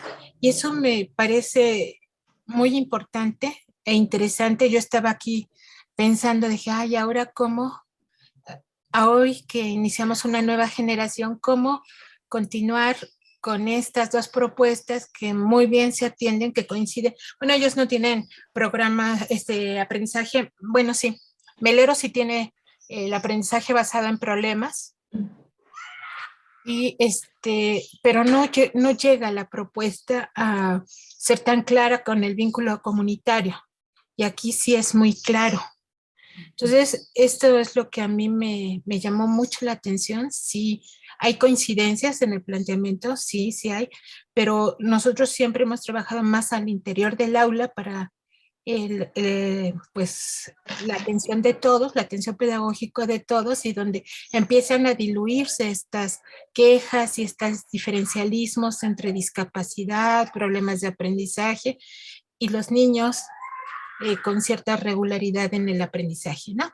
Entonces, pero me pareció muy importante y ya tomé nota para que en esta generación impulse esta parte comunitaria que no hemos trabajado y que me parece sumamente importante.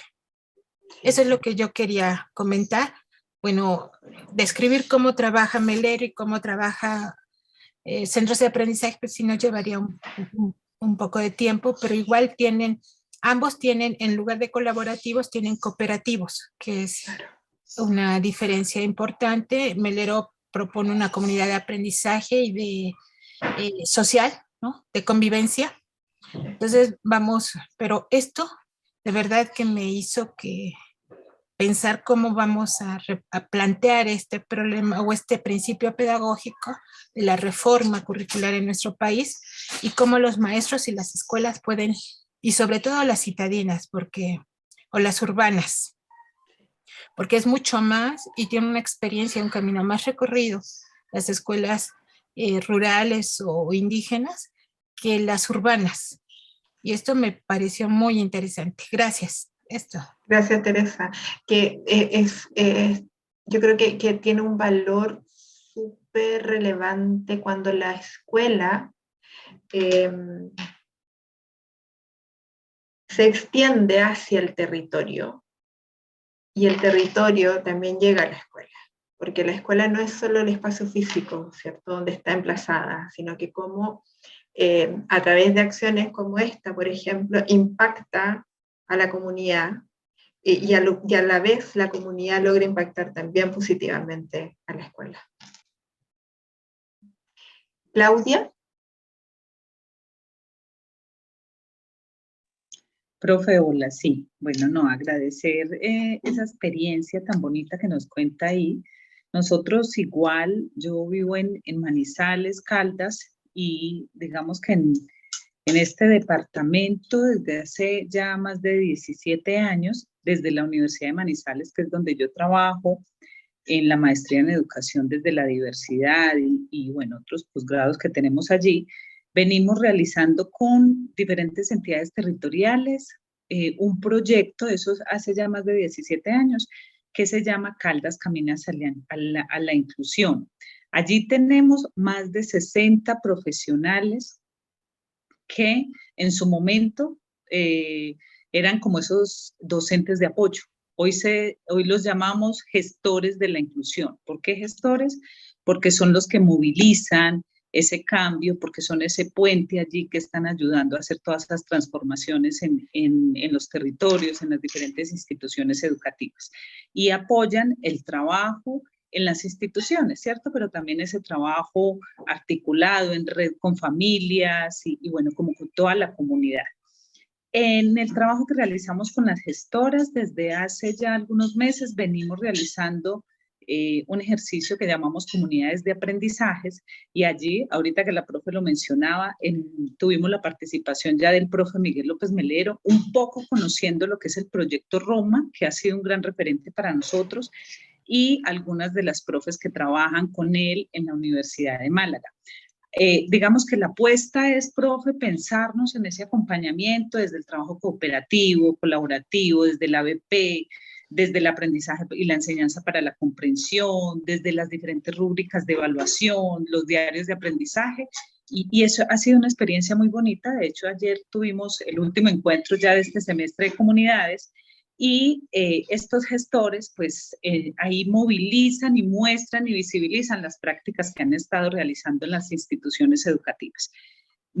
Creo que como su nombre lo dice, Caldas camina hacia la inclusión. Hemos estado transitando desde todos estos paradigmas que hemos abordado y lo que hemos, digamos que trabajado en estos encuentros, no solo en el suyo, sino en los otros también, y creo que es muy en relación a lo que usted estaba planteando ahora, ¿cierto?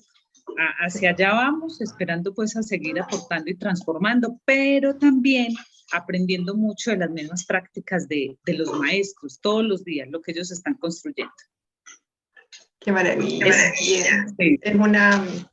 Es un camino no sencillo, porque implica replantearse varias cosas, desde cómo miro y entiendo el conocimiento, sobre todo, porque trabajar con un currículum articulado es complejo. Estamos acostumbrados a estar encasillados, encasillamos todo y a todo le ponemos nombre y a todo lo etiquetamos desde siempre. Entonces cuesta salir de esa zona de confort y generar cambios, ¿no es cierto?, que permitan entender que el proceso de aprendizaje es eso, un proceso, un camino, un tránsito, ¿no es cierto?, que tiene que ser acompañado y que en esa construcción el aprendizaje debe también ser efectivamente significativo y tiene que tener trascendencia, tiene que ser de utilidad, tiene que permitir transformaciones, y a veces nos pasa, incluso lo hemos vivido nosotros también,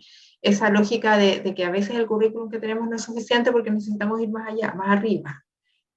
Y eso genera ese choque de, pero ¿por qué? Si estaba en primero básico, no es necesario todavía, pero es que la necesidad del saber, del querer aprender, está ahí presente y muy latente.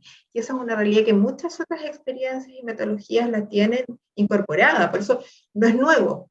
La innovación está en cómo vamos generando, ¿no es cierto?, instancias nuevas de aprendizaje que me permiten además mirar ese proceso de una manera distinta y evaluarlo de una manera diferente. O sea, salir, ¿no es cierto?, de lo tradicional, repensar, reutilizar, y vamos embarcándonos en un tema donde de repente uno va conversando con el profe y con otros y con los equipos involucrados, y la cosa no tiene límites, como que podríamos avanzar mucho más. Bueno, necesitamos ponerle un límite, por supuesto, por los tiempos, pero nos damos cuenta que y para los profesores ha sido eso, darse cuenta que es posible pensar en actividades, en situaciones para todos, evaluar diversificadamente, diferente, pero avanzar de una manera distinta, con tiempos además diferentes. Los grupos van avanzando paulatinamente de acuerdo a sus ritmos, pero van mostrando avances, van mostrando evidencias, van generando este diálogo que empapa y que nutre a los demás e impacta también a la familia. La verdad es que cuando va tomando fuerza es súper potente, por eso quizás lo importante que es tener espacios de ese tipo, aulas diversas, aulas dinámicas, aulas que son flexibles, y en eso, ¿no es cierto?, hemos ido aprendiendo también muchísimo nosotros al respecto. Ese es un ejemplo, profe, es mostrar, yo creo que nosotros hemos vivido como toda esa historia, ¿cierto? De la integración, a lo que es la inclusión, a esa inclusión nominada de una manera muy bonita, pero que sigue pensada desde la integración. Y hoy en lo que leemos, digamos que en las investigaciones, porque es muy anclado también a la maestría y al mismo doctorado que tenemos de formación en diversidad, y mucho de lo que hemos investigado nos muestra que claro, que ahí se ha comprendido, los maestros han comprendido desde una perspectiva más amplia lo que significa la inclusión y la atención a la diversidad, y se están generando unas prácticas y una política distinta, ¿cierto?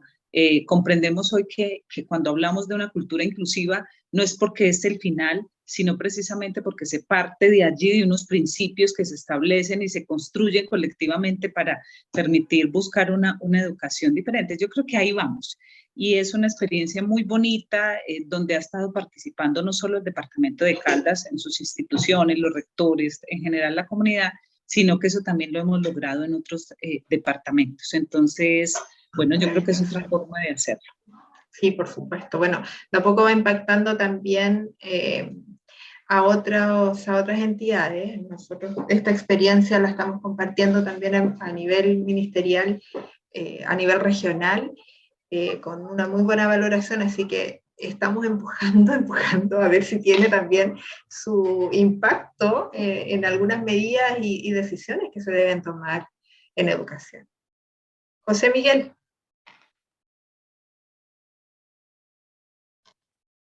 Hola, ahora sí.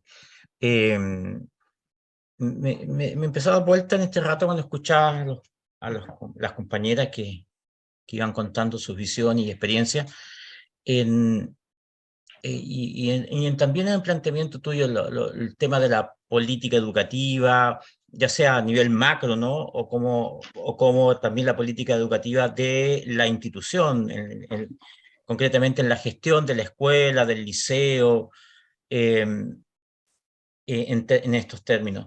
Y me pasa que echo de menos, hay otros temas, yo creo que romper como estas creencias profundas que están instaladas para poder abordar, ¿no es cierto?, esta organización que ustedes se daban en un nivel inicial. Estoy pensando también cómo lo abordamos en la enseñanza media, o en mi caso, que hoy día este último tiempo estoy trabajando en educación superior con mis propios estudiantes, no solamente hablar de la teoría, sino que también en la praxis reconocer esta diversidad presente en mis propios estudiantes, que hoy día es impactante.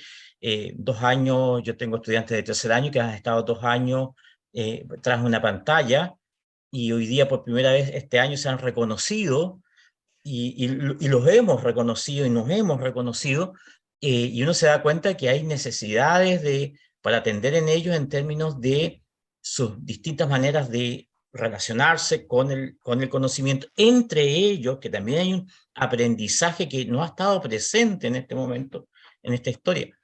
Entonces, pero más allá de la política, hay elementos que tienen que ver con cómo transformar la cultura, ¿no? Transformar la cultura de las organizaciones, que apunte a estas creencias íntimas, porque realmente el discurso está.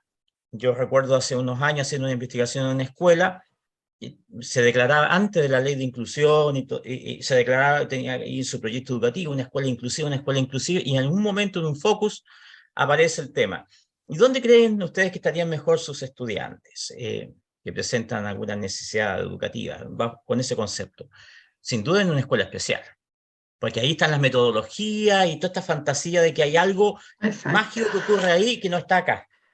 Entonces todo este discurso que estaba armado se desarmó inmediatamente y se develó lo que verdaderamente sentía esa comunidad. Algo que no se decía, pero cómo transformar entonces esos elementos que después se traducen en nuestro lenguaje, que debería reflejarse en nuestro lenguaje y por tanto también en nuestras acciones. Pero yo creo que ahí hay un ámbito de acción que debiéramos abordar, y que creo que en el trabajo de ustedes, me imagino que apuntaron justamente a eso, ¿no? Para romper cómo un niño primero básico va a estar mirando hacia aquí, no, tiene que mirar hacia arriba, ¿no? Hacia arriba. Entonces, eso es una barrera que está ahí instalada en la comunidad de profesores, en las propias familias. Tal vez en los niños no, los niños fluyen. Tal vez en un adolescente sí eso estaría presente. ¿Cómo es? Yo de media voy a trabajar con octavo, o con séptimo, o con sexto. En fin, yo creo que ahí hay un tema muy, muy central, ¿no? De la transformación cultural. Por supuesto, y eso ha exigido sentarse a hablar con los padres, explicarles la finalidad del trabajo, qué es lo que va a pasar, con el equipo directivo, porque implica transformaciones en términos de los tiempos de trabajo. Para que haya trabajo colaborativo se necesita el tiempo, coincidir en el horario, tener ese espacio resguardado. Entonces, esto ha impactado desde la mirada de la gestión educativa también, y desde la gestión, ¿no es cierto?, de los equipos directivos en todas las dimensiones. Empezó en el aula y empieza a generar de lo micro, como decía hace un rato atrás, de lo micro hacia abarcando cada vez aspectos más grandes, más globales, porque se genera desde los profesores, qué pasó con los estudiantes, cómo esto impactó en una mirada o en un entendimiento distinto del trabajo colaborativo. Cómo saca también a la educadora diferencial de la lógica del diagnóstico para focalizarse en la atención a la diversidad de todos los estudiantes, no de un grupo. Cómo se empiezan a construir alianzas con la profesora, el técnico, el asistente, todos los profesionales que conforman parte de ese espacio educativo. Y desde ahí la necesidad de decir, ¿sabe qué? Director, jefe UTP, necesitamos este espacio para construir, para dialogar, para asegurar esta planificación y trabajo colaborativo. Y después necesitamos otro espacio para poder planificar, coordinarnos, implementar, coincidir, hacer coincidir los horarios de kinder y primero. ¿Te fijas? Entonces, desde la gestión también empieza a cambiar esa mirada, pero yo creo que cuando las cosas empiezan a mostrar buenos resultados, empiezan a generarse también esos espacios de confianza, de decir, ¿sabes qué? Sí, he visto cosas positivas, he visto aspectos en los que quiero apostar un poco más y démosle continuidad, abramos este otro espacio, generemos esto otro, de a poquito, porque nosotros llevamos ya un año en ese sentido trabajando de esta manera. No ha sido un proceso lento, ha sido un proceso de tiempo, pero nos ha permitido ya pensar, acá desde los órganos ministeriales, la Secretaría ya nos autorizó a trabajar con otros colegios e implementar la misma metodología. Entonces, es porque hemos tenido buenos resultados.